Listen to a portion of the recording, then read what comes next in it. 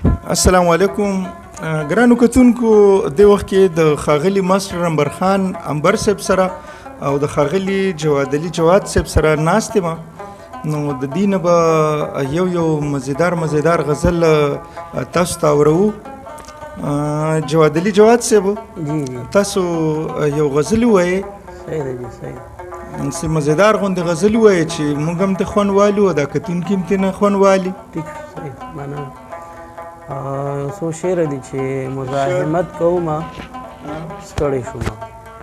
څنګه؟ مزاحمت کومه ستړی شومه، په ځان محنت کومه ستړی شومه.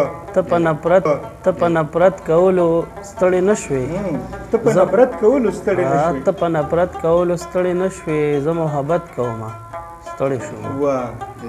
او یو څو شعر نور دي چې محبت دپاره ښې دي، حادثې د محبت دپاره ښې دي، دا قصې د محبت دپاره ښې دي. حادثې د محبت دپاره ښې دي، دا قصې د محبت دپاره ښې دي.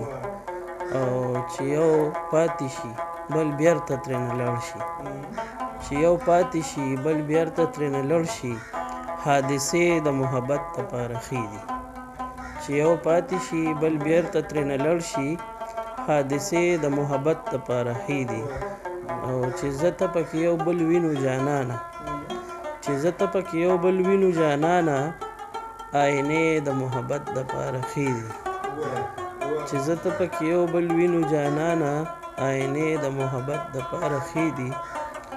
او د سپرلو او د ګلونو اندازې دي، د سپرلو او د ګلونو اندازې دي، اندازې د محبت دپاره ښې دي. د سپرلو او د ګلونو اندازې دي، اندازې د محبت دپاره ښې دي.